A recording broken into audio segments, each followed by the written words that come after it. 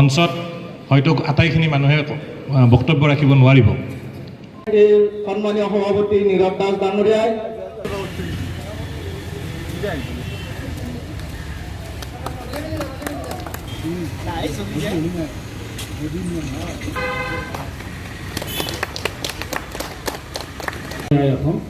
অসম জাতীয়তাবাদী যুৱ ছাত্ৰ পৰিষদ নলবাৰী জিলা সমিতি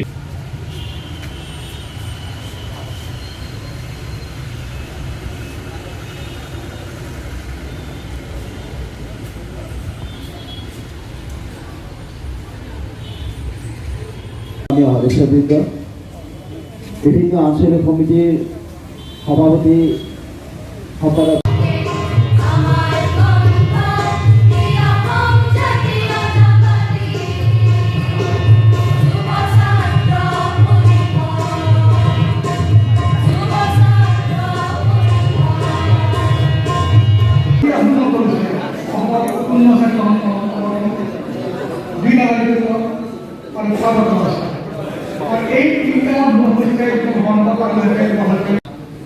কিন্তু তেওঁলোকৰ মানে যিটো জাতীয়তাবাদ বুলি ক'লে কথা আমি নগেন হাজৰিকাহঁতক ইয়াতে কুৱেশ্যন কৰিছিলোঁ চন্দ্ৰবাদৰ এইবাৰ তেখেতসকল আহিছিলে জাতীয়তাবাদী দল কৰিব লাগে। আমি বহুত প্ৰশ্ন কৰিছিলোঁ। আমি মই তেতিয়া নলবাৰী কলেজৰ ছাত্ৰ চন্দ্ৰমোহন কাকতি আছে, ৰমেশ মণ্ডল আছে, এনেকৈ আছে। আমি তেওঁক প্ৰশ্ন কৰিছিলোঁ বিভিন্ন, কিন্তু তেওঁলোকৰ যিটো জাতীয়তাবাদৰ কথা ওপৰুৱাকৈ কৈ দিয়ে মঞ্চত হয়তো আটাইখিনি মানুহে বক্তব্য ৰাখিব নোৱাৰিব। আৰু মই উৎসাহতে মই ইফালৰ পৰা সিফালে আপোনালোকে মন কৰিছে মই দৌৰি আছোঁ, আৰু মই যাৰ যাৰ পাৰোঁ স্বাক্ষৰ বোলো মোৰ কিতাপখনত মোক উপহাৰ স্বৰূপে দিয়া কিতাপখনত ৰাখিবৰ কাৰণে যত্ন কৰিছোঁ। আৰু তেতিয়া মই দেখিছোঁ যে আজি আমাৰ ইয়াত যিসকল জাতীয়তাবাদী সতীৰ্থ আহি উপস্থিত হৈছে, মঞ্চত বক্তব্য হয়তো প্ৰতিজনে ৰাখিব সুযোগ নাপাব পাৰে, কিন্তু ইয়াত উপস্থিত হোৱাৰ পিছত যি ভাৱৰ আদান প্ৰদান হৈছে, যেনেধৰণে কথা পাতিছে, নষ্টালজিক হৈ গৈছে, হয়তো কোনোবা 89 চনলৈকে ঘূৰি গৈছে, 85 চনলৈকে ঘূৰি গৈছে, কোনোবা 1998 চনলৈকে ঘূৰি গৈছে, আৰু সেই সময়ত সংগঠনৰ কাৰণে কেনেকৈ ত্যাগ কৰিছিল, কেনেকৈ কাম কৰিছিল তাৰ স্মৃতি ৰোমন্থন কৰিছে।